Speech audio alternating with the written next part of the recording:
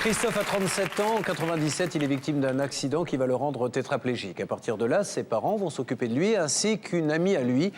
Et malheureusement, celle-ci va peut-être profiter de son état pour lui voler un peu d'argent. D'ailleurs, elle a été condamnée en justice, mais aujourd'hui, elle a complètement refait sa vie, n'a pas donné un centime et ne veut surtout plus entendre parler de cette affaire. Nous allons tenter de l'aider. Vous vivez une situation similaire, une véritable injustice, quelle qu'elle soit, n'hésitez pas à nous contacter. Vous faites le 0826 107 109, 0826 107 109, ou bien l'adresse de Sans Aucun Doute qui apparaît maintenant sur votre écran. Sur ce plateau, nous accueillons donc aujourd'hui Christophe et sa maman Liliane.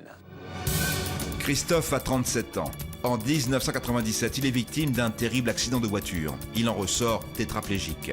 Son seul soutien à l'époque, sa petite amie. Mais très vite, il s'aperçoit que la jeune femme va profiter de sa faiblesse. C'est une voleuse, quoi. Et puis voilà, quoi. Pour moi, c'est simple, c'est une arnaque, quoi. Handicapé, dépendant, Christophe se repose sur sa compagne et elle va en profiter. Elle retire plus de 2000 € sur sa carte de crédit, à son insu. D'un seul coup, elle disparaît, elle prend la carte, et puis alors en avant, elle pompe. C'est odieux, c'est inhumain. En 1998 pourtant, elle est condamnée à rembourser Christophe. Mais depuis, le jeune homme attend. Enfin, vous l'avez laissé, excusez-moi d'être très vulgaire, vous l'avez laissé comme une merde, seul sur son fauteuil roulant et vous êtes parti avec sa carte bancaire. Aujourd'hui, presque 10 ans après les faits, Christophe veut mettre son ex-compagne devant ses responsabilités. Pour Sans Aucun Doute, c'est une nouvelle affaire qui commence. Bonsoir Liliane. Bonsoir. Bonsoir Christophe. Bonsoir. Merci à tous les deux d'être avec nous sur le plateau de Sans Aucun Doute. Nous allons essayer de vous aider avec tous nos moyens que nous allons mettre à votre disposition. Qu'attendez-vous, monsieur, de cette émission aujourd'hui ? J'attends que justice soit rendue, parce que j'en ai besoin absolument, là, pour payer les auxiliaires de vie, quoi, qui viennent m'aider le matin pour mes tâches quotidiennes. Et puis, malheureusement, maintenant, je dois payer ça de ma poche, donc j'ai du mal à m'en sortir. Voilà. Rappelons que cet ami vous doit, et ça a été jugé, alors à l'époque c'était des francs, 18 000 francs, soit 2 750 € au titre de dommages et intérêts. Le total dû en fait avec les intérêts légaux, on en serait à 3 230 € à peu près. Ouais, voilà, c'est ça. Comment vous jugez son comportement ? Odieux. Odieux. Nous allons maintenant mieux comprendre la situation grâce à ce reportage avant les coups de fil. Regardez bien. Christophe a 37 ans. En janvier 97, en pleine force de l'âge, il est victime d'un terrible accident de la route. Il est depuis tétraplégique. À cet instant, la vie du jeune homme n'a plus de sens. Pourtant, il va y reprendre goût grâce à une femme. Elle deviendra sa petite amie, son ange gardien, mais elle finira par le trahir. C'est une voleuse, quoi. Et puis voilà, quoi. Pour moi, c'est simple, c'est une arnaque, quoi. Abus de confiance, voilà. Tout a commencé il y a 7 ans. Un soir d'hiver, Christophe rentre chez lui. Il est au volant de sa voiture quand soudain, une plaque de verglas le surprend. Le jeune homme perd le contrôle de son véhicule. C'est l'accident.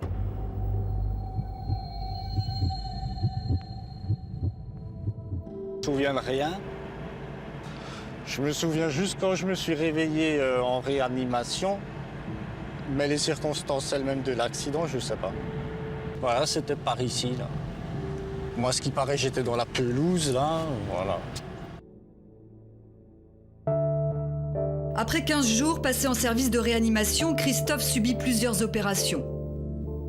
À sa sortie de l'hôpital, il séjournera 6 mois en centre de rééducation. Mais l'homme est un battant, il s'accroche à la vie et à une heureuse rencontre sur laquelle il fonde tous ses espoirs, une femme. Christophe et cette femme que nous avons choisi d'appeler Laurence se sont rencontrés peu de temps avant l'accident. À l'époque, ils sont simplement des amis. Après cette épreuve, ils deviennent un couple déterminé à construire un avenir malgré le handicap du jeune homme. Ce qui me rendait heureux, c'était de sortir d'ici, quoi. Puis en même temps, de la retrouver aussi, quoi. Et quand j'ai su que j'allais avoir donc l'appartement là où je suis maintenant, c'est là qu'on a vraiment projeté de s'installer ensemble. Désormais, tout s'organise autour de Christophe. En semaine, il séjourne au centre de rééducation. Il ne peut pas en sortir et c'est naturellement Laurence qui s'occupe de ses affaires. Vu qu'on projetait de s'installer, je vois pas pourquoi j'aurais pas pu lui faire confiance, quoi. Confiant, Christophe laisse sa carte bancaire à Laurence. En effet, depuis l'accident, il n'a plus l'usage de ses doigts. Pour lui, le simple fait de retirer de l'argent est impossible. Mais là encore, Laurence est là pour l'aider. Je suis incapable de retirer l'argent seul parce que je peux introduire la carte, taper le code, le montant que j'ai besoin. Ensuite, quand il faut ressortir la carte, j'arrive pas à l'attraper. Voilà. Là, je peux pas tirer, donc il faut qu'il y ait quelqu'un qui me la sorte. Durant 6 mois, la vie se déroule ainsi. Comme d'habitude, en fin de semaine, Christophe s'apprête à rejoindre Laurence. Nous sommes en juin, mais ce week-end-là, curieusement, personne ne l'attend à l'appartement. Laurence semble tout bonnement avoir disparu avec la carte de crédit de Christophe. Je me suis pas inquiété tout de suite, quoi, parce que je me suis dit, je sais pas, peut-être elle avait autre chose à faire ou on peut pas la joindre. Je savais pas trop, quoi. Mais là où je me suis inquiété vraiment, c'est quand j'ai vu que les extraits de compte, sur le compte, il y avait des sommes qui avaient été retirées, que je savais pas à quoi ça correspondait, quoi. Donc là, on a essayé de la joindre et puis on n'avait plus de nouvelles, quoi. 200 francs, 500 francs, 300 francs. À l'époque, le compte en banque de Christophe n'en finit pas d'être débité.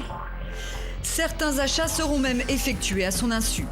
En quelques jours, plusieurs milliers de francs sont détournés, montant total des dépenses 14 000 francs, soit 2 150 €. Sans nouvelles ni explication de Laurence, Christophe alerte ses parents. L'ex-ami de Christophe, c'était quelqu'un de respectable, c'était quelqu'un que j'appréciais même beaucoup. Quand je voyais comment qu'elle s'investissait, je trouvais ça formidable. C'était quand même une belle preuve, quoi. Et bon, ça s'est pas passé comme ça aurait dû se passer. C'était une preuve d'amour, oui. On le pensait. J'ai dit, c'est pas croyable d'arriver à se montrer d'une certaine manière, de façon à gagner la confiance de quelqu'un, pour après se retourner complètement. Dans un instant, la suite de ce document. Christophe, tétraplégique, ne comprend toujours pas pourquoi son ex-compagne a commis un tel acte. De toute façon, que ce soit envers une personne comme moi ou quelqu'un d'autre, peu importe, quoi. Des trucs comme ça, il n'y a pas à faire, voilà. Sur le plateau et en duplex, Julien Courbet et son équipe vont chercher à entrer en contact avec cette jeune femme. C'est odieux, c'est inhumain, on peut pas qualifier ça, quoi. De profiter sur une personne qui est handicapée. L'enquête sera longue, mais portera ses fruits. Nous réussirons à joindre la jeune femme et lui demanderons des explications. Enfin, vous l'avez laissé, excusez-moi d'être très vulgaire, vous l'avez laissé comme une merde, seul sur son fauteuil roulant et vous êtes parti avec sa carte bancaire. À un moment donné, il aurait peut-être aimé avoir un petit coup de fil. Christophe réussira-t-il à obtenir gain de cause? La réponse dans un instant, dans Sans aucun doute. Il y a quelques minutes, nous vous racontions l'histoire de Christophe. Victime d'un grave accident, il devient tétraplégique. Sa compagne de l'époque décide alors de s'occuper de ses affaires pendant que Christophe est en rééducation. Mais au bout de 6 mois, la jeune femme disparaît avec la carte de crédit de Christophe. Elle dépense sans compter jusqu'à ce qu'une opposition soit faite sur la carte bancaire. Depuis, Christophe n'arrive pas à comprendre pourquoi celle qui partageait sa vie a commis un tel acte. Voici la suite de ce document. L'ex-ami de Christophe, c'était quelqu'un de respectable, c'était quelqu'un que j'appréciais même beaucoup. Quand je voyais comment qu'elle s'investissait, je trouvais ça formidable. C'était quand même une belle preuve, quoi. Et bon, ça s'est pas passé comme ça aurait dû se passer. C'était une preuve d'amour, oui. On le pensait. J'ai dit, c'est pas croyable d'arriver à se montrer d'une certaine manière, de façon à gagner la confiance de quelqu'un, pour après se retourner complètement. Aussitôt, les parents de Christophe se lancent à la recherche de l'indélicate. Appels téléphoniques répétés, lettres recommandées, rien n'y fait. Laurence reste introuvable. Christophe fait alors opposition sur sa carte bancaire et porte plainte pour abus de confiance. 1 an après les faits, le procès a lieu. Laurence est absente et n'est même pas représentée. Verdict, elle est condamnée à 4 mois de prison avec sursis. Elle doit aussi rembourser Christophe. À ce jour, elle n'a rien fait. On peut qualifier l'acte de l'ex-ami de Christophe comme du vol, comme de la crapulerie, c'est quelque chose d'odieux, c'est quelque chose de dégueulasse. Moi, je pense qu'elle a profité de mon handicap pour Elle a peut-être pensé que bon, elle faisait un truc comme ça, et puis après, vu le handicap, j'aurais rien pu faire, quoi, et tout. Pour ce geste qui est odieux, je ne laisserai, tant que je serai sur cette terre, je ne laisserai jamais tomber cette affaire. Rédaction de Sans aucun doute. Christophe a fait appel à nous car même les huissiers qu'il a mandatés n'ont rien pu obtenir. Laurence est tantôt introuvable, tantôt insolvable. Après enquête, notre journaliste retrouve sa trace. Christophe, lui, parvient à décrocher un rendez-vous. Ils ne se sont pas vus depuis 7 ans. La rencontre aura lieu dans une rue près de chez elle. Nous l'accompagnons en caméra cachée. Je t'ai rien pris du tout, déjà. Mais t'as rien pris, c'est quand même toi qui l'avais la carte, non? Je l'ai pas pris, alors arrête de dire que je te l'ai pris. De toute façon, moi... il est avocat, genre là. Bon, bah écoute, on verra ça. Tu sais quand même les risques que t'encours si jamais j'entame une procédure. Mais là... Et personne ne c'est ton nom. La jeune femme nie tout en bloc et son raisonnement est stupéfiant. Le voici.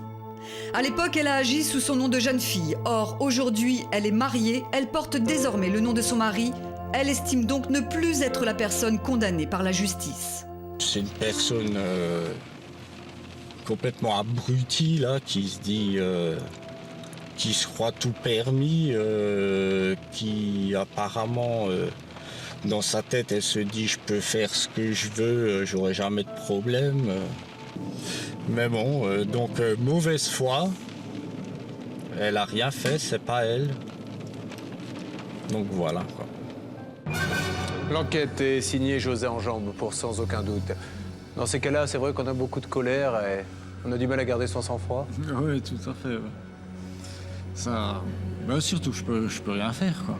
Ouais. Votre papa est avec nous sur ce plateau, il est dans le public. Bonsoir monsieur. Comment jugez-vous l'attitude de cette personne qui était au départ là, présente, vous étiez même admiratif de son dévouement et puis tout d'un coup tout a basculé? Ah ben moi c'est odieux, c'est inhumain, on peut pas qualifier ça quoi. De profiter sur une personne qui est handicapée parce qu'il n'a pas les doigts et de dire bon ben je te sors l'argent tous les week-ends, il n'y a pas de problème, et d'un seul coup elle disparaît, elle prend la carte et puis alors en avant elle pompe. Nous allons donc maintenant essayer d'en savoir plus en l'appelant. Tournons-nous quand même vers Maître Michel. Donc, effectivement, ça, on n'a même pas besoin de vous demander le fait qu'avant, elle s'appelait parce qu'elle était jeune fille. Maintenant qu'elle est mariée, qu'elle a un autre nom, elle n'est plus inquiétée, ça c'est... D'autant plus qu'elle n'a pas un autre nom. On garde son nom de jeune fille, on a le droit d'utiliser le nom de son mari, ce qui est autre chose. Bon, alors, peu importe ce qui s'est passé, mais à l'époque, elle est condamnée. Ce que l'on peut dire à nos téléspectateurs, c'est que quand il y a une condamnation, dès que l'on voit que celle-ci n'est pas appliquée, tout de suite saisir le juge d'application des peines. Le tribunal avait rendu un très bon jugement, puisqu'il avait mis de la prison avec sursis avec une obligation de rembourser, avec une période de 2 ans dans laquelle on pouvait saisir le juge d'application des peines en disant elle ne respecte pas le jugement, et là le juge la mettait devant ses responsabilités, elle payait ou elle allait en prison. Et comme ça n'a pas été fait dans le délai de mise à l'épreuve, de ce côté-là, il n'y a plus rien à faire. Alors, que reste-t-il à faire? Est-ce que ce jugement a toujours une valeur? Oui, pour le reste, pour ce qu'on appelle les condamnations civiles, les dommages-intérêts, ça reste un jugement comme n'importe quel jugement qu'on peut exécuter pendant 30 ans sur son salaire, ses meubles, etc. Alors justement, nous allons nous tourner vers Josa, qui est notre envoyé spécial. Josa, m'entendez-vous? Oui, Julien, je vous entends parfaitement. Alors Josa, aujourd'hui, si l'on n'arrive pas à récupérer cet argent, des huissiers ont essayé, mais ils ont fait chou blanc. Pourquoi? Est-ce qu'on le sait? On le sait effectivement, Julien, ce qui s'est passé, c'est que tantôt les huissiers ont retrouvé l'ex-ami de Christophe qui était insolvable, et par moment ils ont trouvé tout simplement porte close quand ils ont essayé de la chercher. Alors aujourd'hui, Josa, vous vous trouvez près d'un commerce où cette dame pourrait travailler? Alors effectivement, nous sommes dans le village où se trouve actuellement Laurence. Nous savons qu'elle travaille, qu'elle se trouve près, effectivement, dans le commerce où elle travaille. Donc nous allons tout simplement nous diriger là-bas. Nous sommes à quelques pas, simplement, de l'endroit où elle se trouve. Bien. Alors, avant de vous rendre sur place, nous allons quand même essayer de la joindre téléphoniquement. Josa, restez quand même en ligne avec nous. C'est parti, la régie fait le numéro.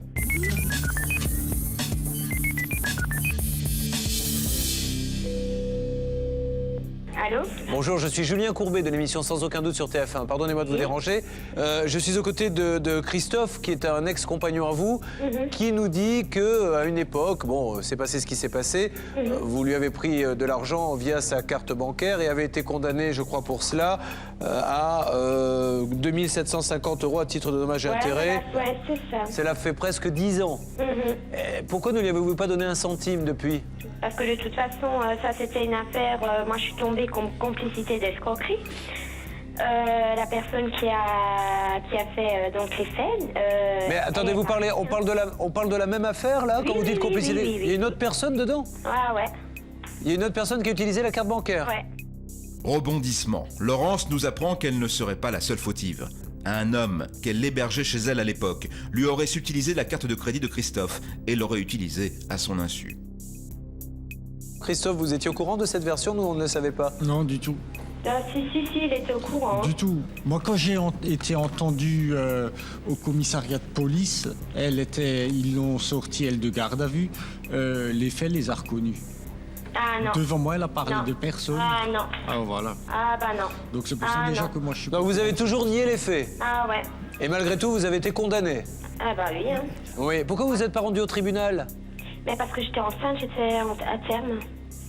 D'accord. Et vous n'aviez pas pris un avocat à l'époque qui aurait pu vous représenter? Non. C'est vrai que à l'époque, j'y faisais pas attention, donc...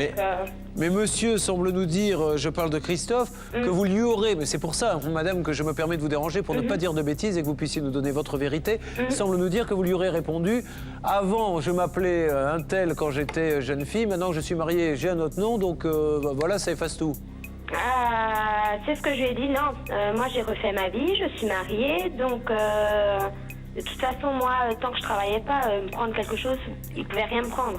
Mais quels sont aujourd'hui voilà, vos arguments pour expliquer que maintenant, là, depuis quelques mois, vous ne pouvez pas le payer? Est-ce que vous comptez le payer? Oui, bah oui. Hein. Bon, mais Donc, maintenant vous pourriez lui donner combien? Ah, je sais pas, bah, je verrai quand j'aurai le premier salaire. Donc je sais pas du tout. Parce que vous travaillez depuis peu. Ouais, ça fait une semaine. Mais que fait votre époux, madame? Mon époux, pourquoi? Bah, comme ça, pour savoir ce qu'il fait dans la vie. Il est chauffeur routier. Voilà, et est-ce qu'il n'y a pas moyen de... C'est quand même pas une somme extraordinaire de faire un emprunt et vous lui rendez les sommes sur cet emprunt et vous le remboursez avec votre mari sur plusieurs années? Ah non, je suis pas d'accord, moi. Mais parce que vous comprenez, madame, votre premier salaire, on peut le saisir. Donc, honnêtement, faire des frais d'avocat, faire des complications alors qu'il n'y a plus rien à discuter, il y a un jugement. Toute la discussion qu'on a eue, ça ne sert à rien. Vous ne croyez pas que c'est plus intelligent de trouver une façon de payer petit à petit? Eh ben oui, mais petit à petit. Pardonnez-moi de vous poser cette question, madame, parce qu'au-delà de l'argent, je pense que c'est aussi peut-être ce qu'il a envie d'entendre à un moment ou à un autre, mais est-ce que vous avez des regrets, des remords d'avoir fait ça à ce monsieur tétraplégique? Ah, mais j'ai rien fait. Mais attendez, ce que vous n'arrivez pas à comprendre, c'est ce que je lui ai dit. Moi, j'ai refusé de payer parce que c'est... Moi, je ne vais pas payer quelque chose que je n'ai pas fait. Oui, mais madame, pour ça, si on se permet de vous déranger, madame, ça ne m'amuse pas, c'est que ça date quand même. Est-ce que vous vous rappelez avoir donné un coup de fil depuis le 4 décembre 1998 à Christophe, qui a eu un accident de voiture, qui est dans un fauteuil roulant? Non. Alors, c'est tout, madame, c'est surtout pour ça qu'on vous appelle. Ah bah non. Ça va faire 8 ans. Vous l'avez vu avoir un accident de voiture, vous prenez sa carte bancaire, vous hébergez quelqu'un qui s'en va avec la carte bancaire et vous donnez même pas un coup de fil alors qu'il est dans un fauteuil roulant en lui disant « Qu'est-ce que je peux faire pour toi? Ça va, je prends des nouvelles. » Après, vous avez beau nous dire « J'y suis pour rien, madame. » Enfin, vous l'avez laissé, excusez-moi d'être très vulgaire, vous l'avez laissé comme une merde, seul sur son fauteuil roulant et vous êtes parti avec sa carte bancaire. À un moment donné, il aurait peut-être aimé avoir un petit coup de fil. Non? Non. Bon, madame, ce qu'on essaie de vous expliquer, c'est qu'à un moment donné, il faut prendre ses responsabilités, se regarder dans une glace. Tout le monde peut faire des bêtises. Non, vous vous regardez pas dans une glace, madame, parce que pendant 8 ans, vous n'avez rien fait. Donc, parlez à votre mari. Est-ce qu'il est au courant? Ah oui. Donc, on peut se permettre peut-être d'appeler votre mari, de lui demander s'il serait d'accord, puisque on se marie pour le meilleur et pour le pire, de savoir s'il prend un emprunt. Non. On est d'accord? Pardon? Je vous permets pas. Mais vous ne permettez pas, madame, mais nous sommes dans un pays où on a le droit d'appeler qui on veut quand on veut. Donc si j'ai envie d'appeler votre mari dans 5 minutes, j'appellerai votre mari. Mais il est au courant, peu importe. Oui, mais de toute façon, je vais rien lui apprendre. Vous faites une proposition, lui il est prêt à abandonner. Parce que je pense Pouvez-vous me passer votre frère, une partie madame? de l'intérêt auto-légal et proposer quelque chose de concret tous les mois, mensuellement, par voie de RIB, avec un engagement écrit. Voilà ce qu'on vous demande, c'est rien du tout. 100 €, pas plus. De toute façon, en extra, je vais pas toucher. D'accord, et par fax. En coulisses, Bernard Sabat négocie avec le frère de Laurence. Ils travaillent ensemble dans son bar. Il accepte de recevoir Josa, notre journaliste, pour discuter et peut-être trouver une solution. c'est le moment d'aller dans le bar maintenant. Et voilà, essayez de négocier. Ça peut pas être sur 10 ans, sur 15 ans. Il faut que ça soit beaucoup plus rapide. Et mettez en avant le fait que peut-être que le frère peut lui donner un coup de main en faisant des avances sur les extras. C'est-à-dire qu'elle ira travailler pour pas grand-chose, mais après tout, elle a pris l'argent. Et que ça aille très vite, parce qu'encore une fois, c'est pas son intérêt. Il faut lui rappeler qu'il y ait des saisies sur salaire, un huissier qui va mettre le nez dans sa comptabilité. Dernier point, Julien. Cette somme-là représentant 3 230 €, j'ai demandé justement au frère de prendre un engagement de verser une somme plus importante pour la première échéance, aux alentours de 300 €, ce qui permettrait déjà de montrer la bonne volonté de cette dame-là de respecter cette échéance-là. Plus tard, notre journaliste nous rappelle. Elle a bien rencontré Laurence et son frère, mais a-t-elle réussi à négocier avec eux? Va-t-elle annoncer une bonne nouvelle à Christophe? Josa, m'entendez-vous? Oui, Julien, je vous entends. Alors, comment s'est passée cette réunion? Alors, j'ai 2 éléments à vous donner. L'ex-amie de Christophe nous a remis 2 documents, à savoir, pour le premier, une reconnaissance de dette qu'elle a signée, je vous la lis, donc elle s'engage à rembourser 100 € mensuels à la personne de Christophe jusqu'à échéance de la dette. Alors, la deuxième nouvelle, Julien, c'est que le frère de Laurence s'engage à prendre le relais des remboursements si jamais elle n'arrivait pas à rembourser, donc il se porte caution pour Christophe. D'accord, ça c'est plutôt une bonne nouvelle.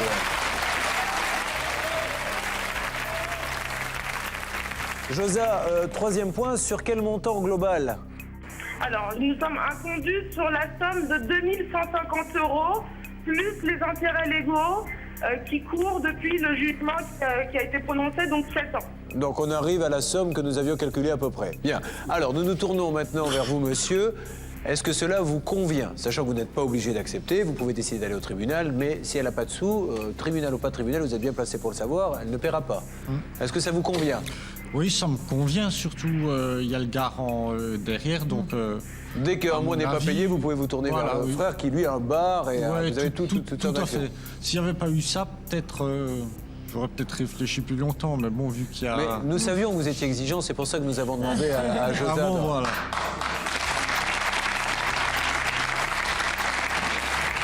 Monsieur, êtes-vous satisfait par cet accord? Oui, nous sommes satisfaits. On tenait à vous remercier parce que je crois que sans vous, on aurait eu beaucoup de mal à récupérer. Donc encore un grand bravo à vous. C'est et moi à qui vous votre remercie de nous faire confiance.